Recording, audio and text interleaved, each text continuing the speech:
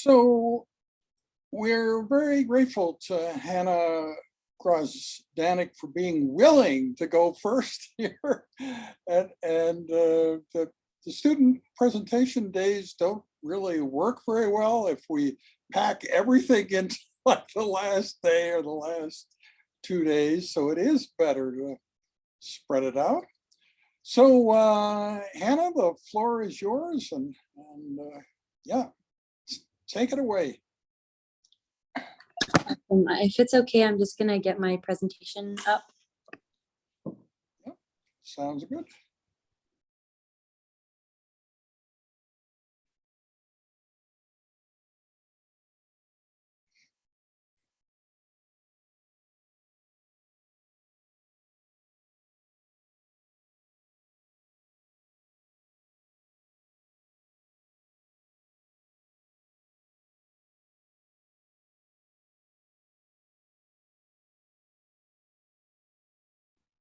Did you want me to share my screen? Yes. Yeah. Okay, for sure. Yeah. No problem.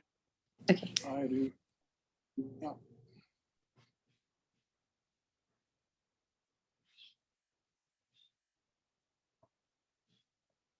Okay. Can you guys see this? Yep, we can. Okay. Awesome. Okay, so hello everyone. My topic for this presentation is future-proof careers in a world of AI. So I'm going to be looking at these careers in a more broader scheme of things, looking beyond just the field of medicine, and sort of just diving into different careers and seeing what their stance will be in the incoming years. So the agenda and for this presentation and the key topics that I will be discussing are the future of jobs, essentially why AI is taking over, looking at jobs that'll prosper and remain, jobs that'll be taken over by AI, and sort of looking and relating that to the philosophy of work. Before I start, does anyone have any questions? Nope. Okay, I think we're good then. Awesome. So the main question that I sort of asked myself going into this topic was, what do careers in the future really look like? And my response was, as time furthers ahead, technology and the world around us follow. Advancements being created and initiated left and right, pulling us faster than we can essentially bind, changing many aspects of our current lives. Most affected are jobs that we may or may not have. We cannot help but ask what the future really looks like. In this case, emphasizing on careers and how protected they are from artificial intelligence. Also looking at what kind of jobs will be created and prospered from AI in our benefit. Another question I asked myself going into this topic was why AI is taking over. Looking into cause and effect. Looking at our consistently shifting world, we're almost prone to change ever so often. Truthfully speaking, artificial intelligence comes as a very effective sort of tool in the workforce.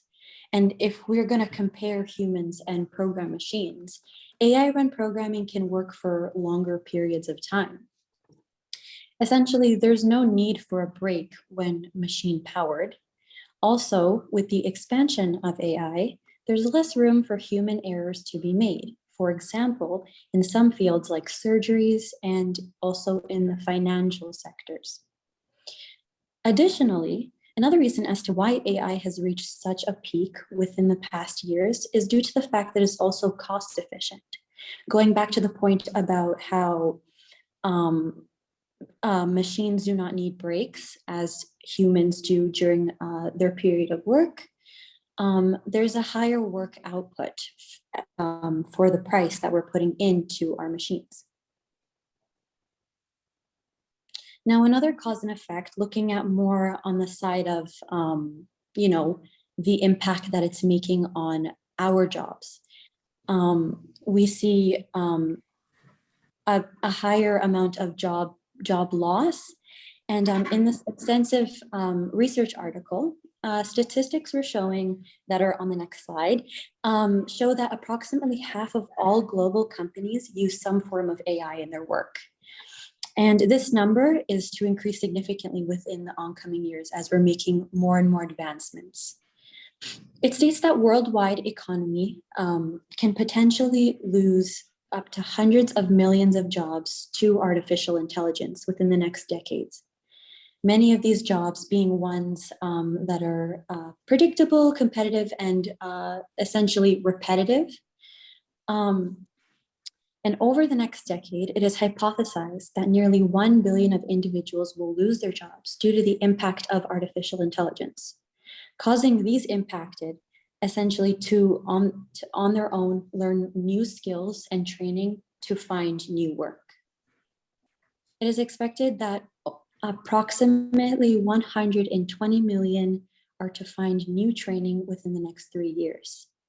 Of course, if they do not find this training, they will be left without a job. 42% of jobs during the pandemic were lost and remain gone today to artificial intelligence. We see that in online-led businesses such as Zoom and a lot of the in-person interactions that we did have prior to COVID moved to online, and we saw a large decrease in those in-person jobs. Though, of course, AI will continue creating more jobs during this process, it will not be the equivalent amount to those destroyed or taken over. So these are some statistics I found to relate back to that previous slide. And this looks at the European Union. The first one looks at the percentage of robots and computers will do much work that is currently done by humans. And we can see in these 10 countries listed over here, there is a high percentage in each and every single one of these, showing how much work will be taken over by computers and by machine-powered entities. In the next part right here, we see the employment risk due to computerization, and we see these countries face very high amounts of computerization and takeover by artificial intelligence in the current work they do with humans. So it's a very concerning. It comes as a concern to many because, of course, we don't want to be losing jobs. However, at this point, it's sort of inevitable, and I think the best thing to do is to sort of inform ourselves on these issues. Another important thing I found in this topic was talking about how the pandemic has affected us and our jobs for the future as well. So within the past 2 years, there have been many technological advancements and implementations in many businesses where we see companies adapting and adopting to newer and more simple ways of getting around. We were introduced to a wide virtual world in a very short span of time. And we were introduced to many careers that shifted to a more remote setting, working online and adjusting to this indefinite change. There were many emerging virtual-led businesses incorporating themselves into many current and in-person facilities, sort of working with a hybrid system. We see this evident in certain medical fields, and we see it within teaching, sort of as we're kind of doing right now with this remote session that we didn't necessarily have a few years back. And like I'd mentioned on the previous slide, machines and AI had taken over a lot of lost jobs due to COVID, and they sort of remain like that even to this day. Looking at the medical field, we witnessed and are witnessing a peak of necessity required in caregiving roles, for example, nurses and doctors, personal aid, whereas administrative positions and medical office staff were moved to a more remote area of work, working with more like online computer things and such stuff like that.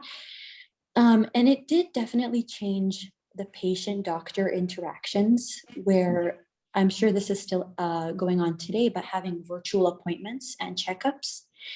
This was going on a lot during the peak of COVID, and even, today, attending consultations online. And due to this change and due to the impact of COVID, we see that some fields still remain online today. Of course, the non-emergency and intensive care fields. Now I'm going to talk about some of the prospering and remaining sort of irreplaceable careers in this expanding world of AI. The one thing that all of these careers have in common is that there is a lot of emotional intelligence required for these careers, or jobs that essentially implement things for AI. Starting off, we have human resources. And this field has a very minimal chance of being replaced. Human resources requires a lot of human interaction to deal with various different scenarios. And it requires a lot of high emotional intelligence, thus meaning a lower level of replacement. We see healthcare providers like nurses and doctors. Another one I forgot to mention, but it did come up into my mind, is also like therapists, psychiatrists, anyone who sort of had that personable sort of aspects with the patient. The world of healthcare is expanding with the new addition of technologies, and it's creating a lot more jobs within the field. It's not necessarily stating that it will fully replace a highly emotionally intelligent career. However, there's certain aspects within the field of medicine that have allowed for new advancements to be made. I also included some jobs like marketing managers and robotic technicians, data collecting careers, because these are all very manual jobs. For example, in marketing managers, we see it's a very like a trend. It's following a trend, and you have to adhere those things to how society's kind of moving to kind of catch the eyes of consumers and customers. And it does require a lot of human interaction as well to succeed. Robotic technicians, that is a job that I included on here as it'll prosper within the upcoming years. As more advancements are being made, that means more artificial intelligence is being implemented within certain systems. So we need human minds to create these programmed machines. Data collecting careers have reached a major spike and will continue to rise within the up and coming years. Collecting data, collecting information, something that it's found quite difficult for a program machine to facilitate. So we need human minds on these types of careers. I have another slide filled with some of them just for the sake of having a few more career options open. Software developers, again, following that sort of same rule as robotic technicians, there's many applications, and with software developing, it's creating very precise and exact work. And we sort of need humans to create those exact sort of systems for it. New technology specialists, also another prospering field. Emerging new trends call for advancements in technology, creating new pieces to enhance our soon advanced workforce. And then some more creative, fields would be writers and graphic design editors. This field is a very difficult one to impersonate and to replicate. Because it requires a high level of creativity and abstract thinking to cater these careers and succeed. It requires original work and requires a thought process. Another prospering field is AI engineers and researchers, because humans are the ones who are programming AI and cater to advancements that are being made globally. And they create what is essentially artificial intelligence. We see teachers and professors sort of following the same thing of creating lesson plans and adhering to the curriculum. We've seen that it worked online. However, it's a very emotional emotionally intelligent career as well, in the sense that you're dealing with many different circumstances, and it's difficult to get all of the information across and to impersonate by machine-powered elements. Now moving on to some jobs AI will likely replace. We see these fields also have the similarity of being competitive and predictable, repetitive work that can be done by a robot. So first thing we see is telemarketing.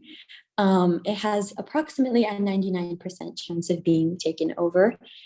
It has little to no emotional intelligence required for the job to work successfully compared to the other jobs that I just listed, where you almost need that sense of emotional intelligence to make those careers work in our best interest.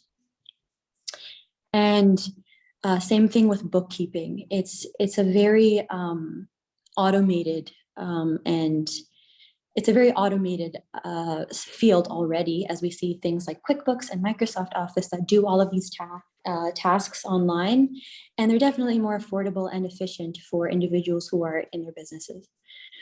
Another field in medicine that we look at is repetitive jobs in healthcare and introducing robot surgeries. There's no approximate percentage as to how much will be taken over. However, it's a high likelihood that it will be shared with robots. With surgery, using these robot and automated machines will allow less human errors to be made. Another one is retail and advertising salespeople.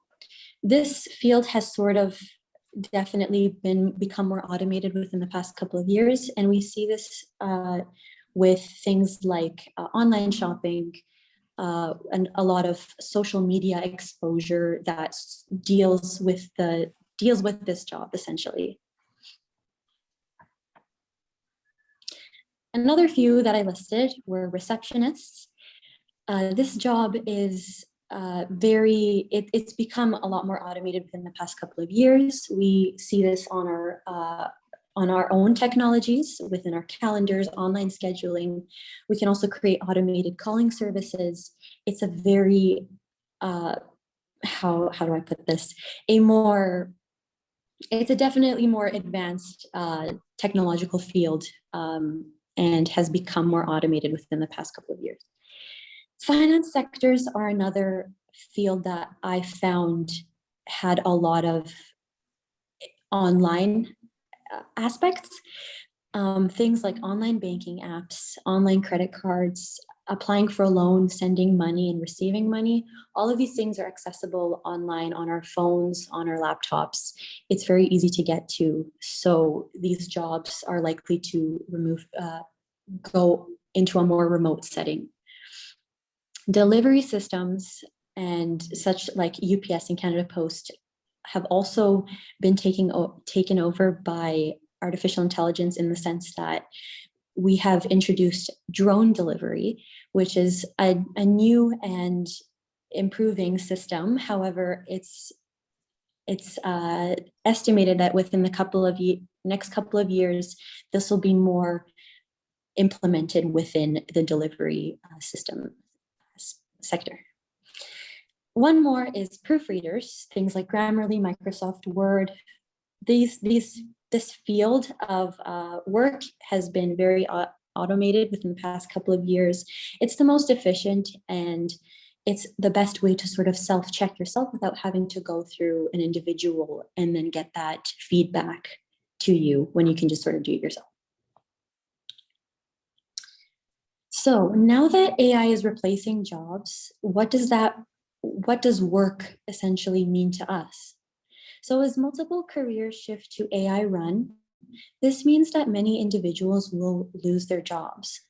Unsure if they will be replenished, we look at what work means to us and the philosophy behind it. Work can mean many things to many individuals, whether it be incentive or fulfillment. It has its many objectives. Looking at it more philosophically, philosopher Aristotle claims work to be an activity which is done exclusively for the sake of something else. as worth doing solely as a means to some external end. Now, looking at this statement in our current and advancing world, we wonder what life will look like for us all when AI takes a big jump into these many careers that are standing right now. What will replenish this missing drive we now find in our careers? And if we're out of jobs, or if AI will take over a lot of jobs within the next incoming years, what will then lead us to this external end? And that's a question that I definitely asked myself when starting this presentation and looking into this topic. If we're losing these jobs, and if we're not, if we don't have something to replenish this sort of idea, we ask ourselves, what will then take over for this, and what do we need to do in our hands to enhance this for ourselves? So I have this short video for you all to watch. Should be about 5 minutes, and I just thought it went really well with my topic, and I think it's a great informative video. So yeah. What can we do to protect ourselves from robot automation? The CEO explained that machines will replace traditional labor. Sorry, can you guys hear this? Yes, you can. Okay, good. Okay, perfect. All about artificial intelligence and how much faster it can process. Human labor is never going to be cheaper as we get more advanced, and we're just going to have to adjust to that and deal with the results. For 3.3 million years, humans have developed technologies to make our lives easier.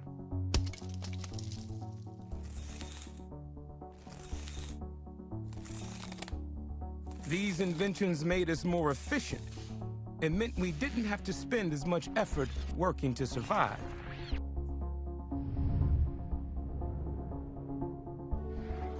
But each new development came at a cost. When bronze tools were invented, all the guys who made stone tools were driven out of work. And when iron tools came along, all of the bronze workers lost their jobs. When the Industrial Revolution hit, it wiped out the livelihoods of millions of cobblers and weavers who had to adapt or get left behind. And this process continues today. Only now it's happening faster. Much, much faster.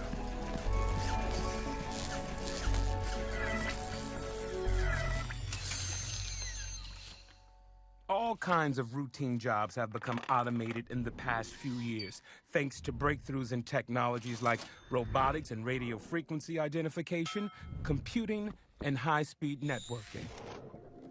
And at the same time, another powerful force, globalization, is making it easier for companies to move jobs overseas where wages are lower and regulations are less stringent.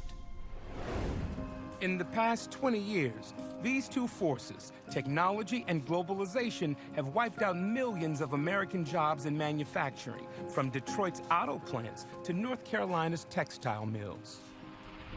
And it's not just manufacturing jobs. We're now entering a dramatically new phase where high-skilled jobs are also at risk. Here's why. Since 1965, computer processing power has roughly doubled every 2 years. All of the computing power that controlled the Apollo mission to the moon can now fit on the chip inside your smartphone. And in a few decades, computers will be thousands of times more powerful than they are today.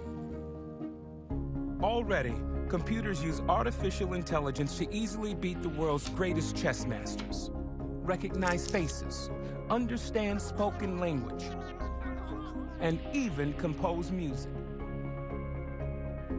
They can do many of the things that we've always thought made us human, and that threatens many of the jobs we've always thought were secure. Take driving a vehicle, which is one of the top jobs in most states in America. With driverless cars already on public roads, millions of truck drivers, bus drivers, and taxi drivers may soon find themselves obsolete. In hospitals, hundreds of thousands of jobs are on the line. as computers learn to analyze CAT scans and biopsies, deliver low-level anesthesia, and even do surgical procedures. And in restaurants, hundreds of thousands of cooks may be replaced in the coming decades by machines that can follow recipes perfectly without ever taking a sick day or a smoke break. An Oxford University study predicts that within 20 years, 47% of all jobs are at risk of being replaced by technology. That's over 70 million people. And at the same time, globalization is also affecting high-skilled jobs in ways that it never has before. Law firms, for example, are beginning to outsource work to lawyers in developing nations who are trained in American law. These lawyers can do legal research and even review contracts for a fraction of the cost of an American lawyer. Now, just as technology and globalization destroy jobs, it's important to point out that they also create jobs by generating new industries and new markets for American products. We don't know exactly what the future is going to look like, but we do know this. Millions of American workers, white collar and blue collar, young and old, are about to face enormous, difficult transitions. We're living longer than ever before and will be forced to change our jobs more often than any people in history. We're going to need to learn new skills constantly throughout our careers to keep from being left behind.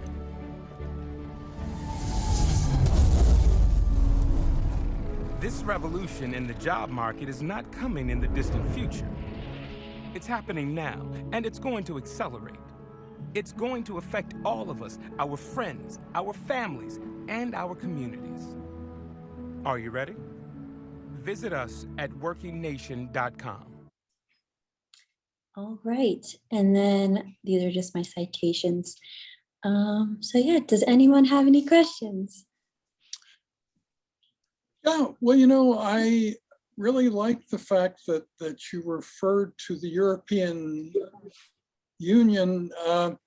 They are really in the forefront with regulation of AI. And the proposed regulations are now in a comment period. And Future of Life Institute President Max Tegmark has recently critiqued them. I'll put more of that critique up. But the proposed regulations left AI off the hook for a number of things, saying, we will say that they don't have to do this and they don't have to do that. And Max is saying, no, they should be required to do the same things that non-AI entities have to do. So, people talk about the fact that AI should be regulated, and many people don't really realize that that's already happening, And here's another part of that. So depending upon how this turns out, I think many other entities will use this as a kind of model, The European Union seems to be the only enterprise brave enough to create regulations for AI so far, but we're going to need them everywhere. And so that won't dramatically change what you're talking about, but will make it more fair and reduce the stress and harm, I would say, caused by AI. Yeah. So what do other people think?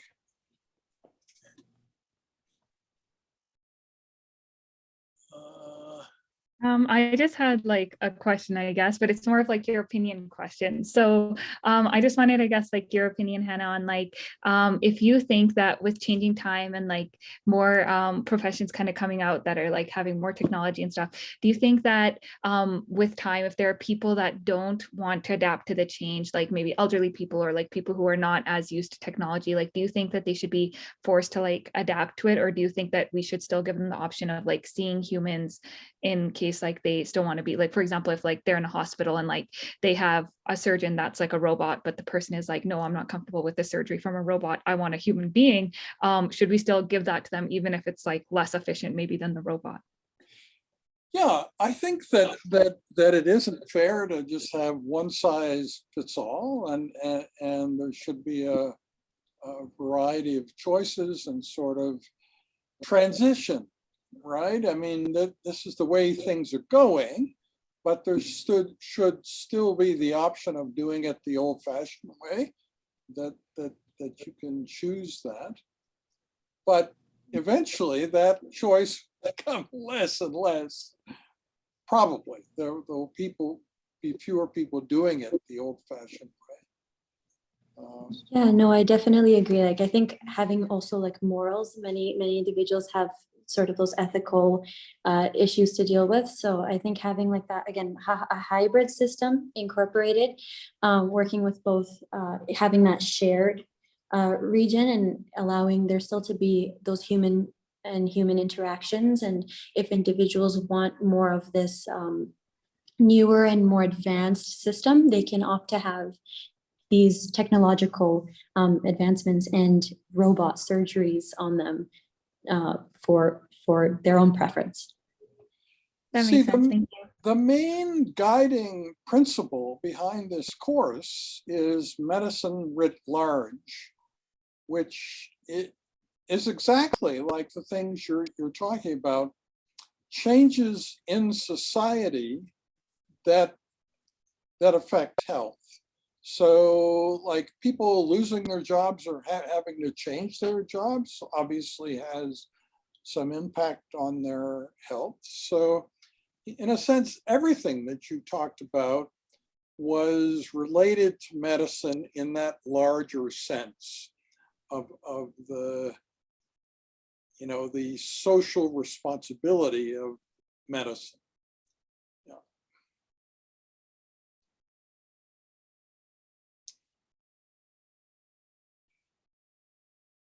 So just to give you an idea of what happens when you incorporate a video into your presentation.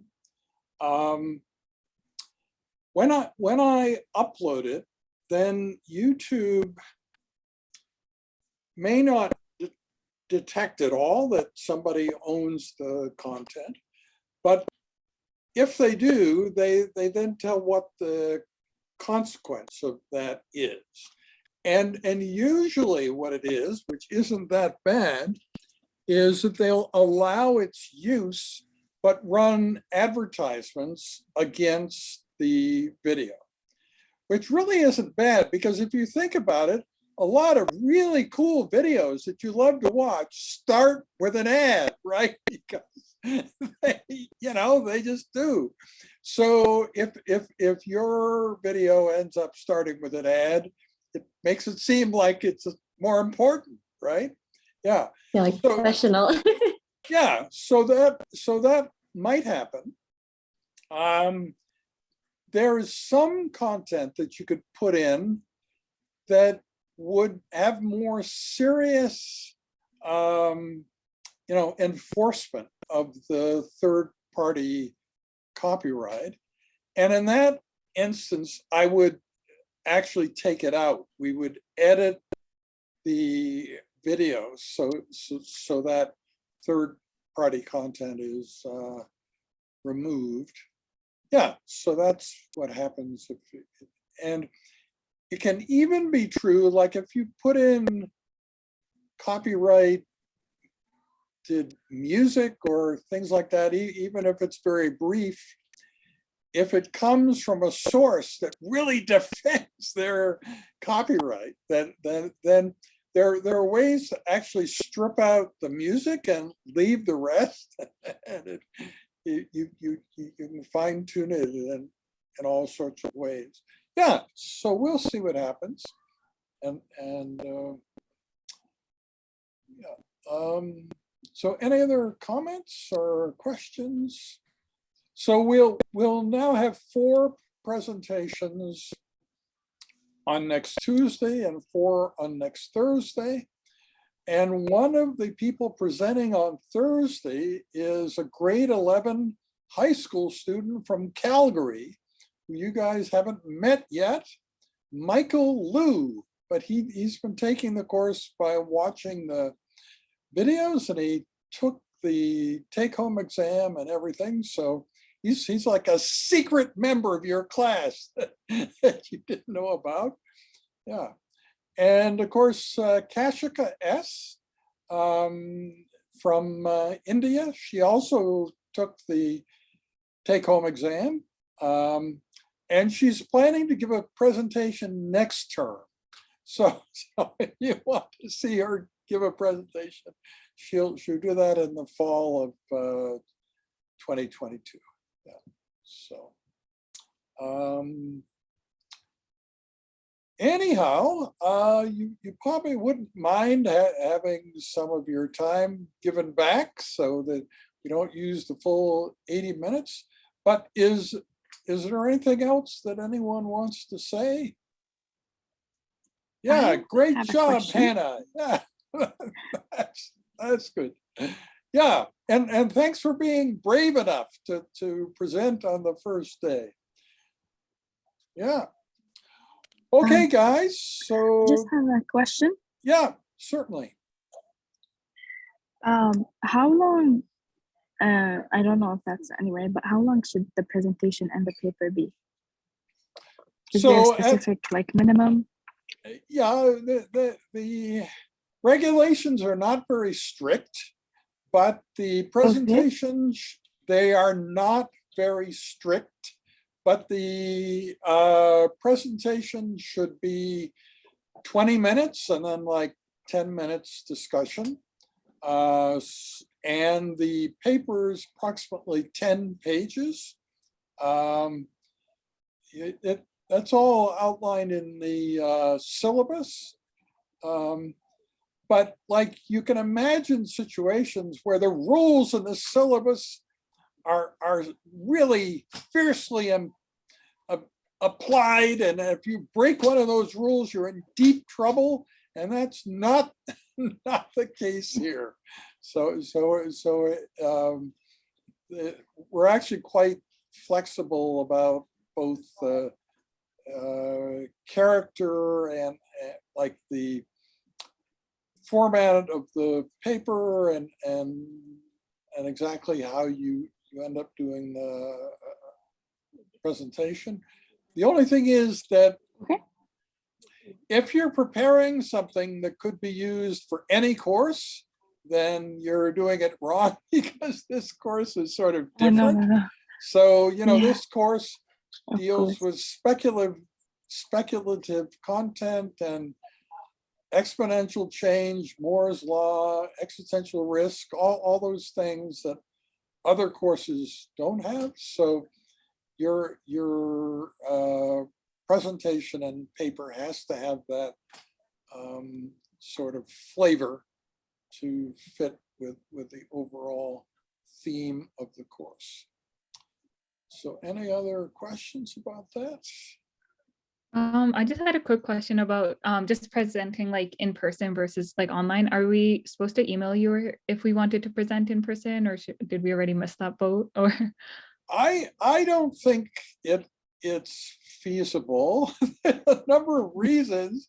You might say, why isn't it feasible? Why not? Well, for one thing, this long circus-like trek, I used to have this cart and really 3 different wheeled things that I would wheel all the way from my office in the 5th floor of the hospital to ECHA and so on. But the person who helps me with that is on holiday. So it isn't that I couldn't do it, but it would be sort of like Christ carrying the cross or something. It would look like poor Dr. Solis has this tremendous burden carrying all this stuff. Yeah, and so it just seemed like also it's bad for you guys if you plan something in person and no one else shows up other than me, right? That's really disappointing. And that has happened sometimes. So one of the quantum biology lectures at 2 o'clock, it was just Jack and me in that room staring each other down. And then finally Ryan came, but yeah, I mean, it just seems more practical to do them all virtual. And Okay, yeah, no worries. That makes sense. It makes for a more, predictable thing. And if you're thinking, but my persona is so strong that when I'm in the same room with somebody, they're so affected by my persona. I guarantee you, your persona can still come through by Zoom. We'll be equally impressed with you. Yes, we will. So you don't have to worry that it just becomes totally bland and all your special communication magic is lost. No, I don't think that's the case at all. We'll still catch on to what a cool person you are and all that kind of thing, even if it's by Zoom. Yeah. So Okay. does that sound Yeah, good? Okay. Yeah, that's good, honestly. So yeah, I think it might honestly even be easier anyways for screen sharing and everything else. So I think it's actually perfect this way. So yeah, thank you. Yeah. Okay, so we'll thank you, Hannah, again, and we'll see you all on Tuesday.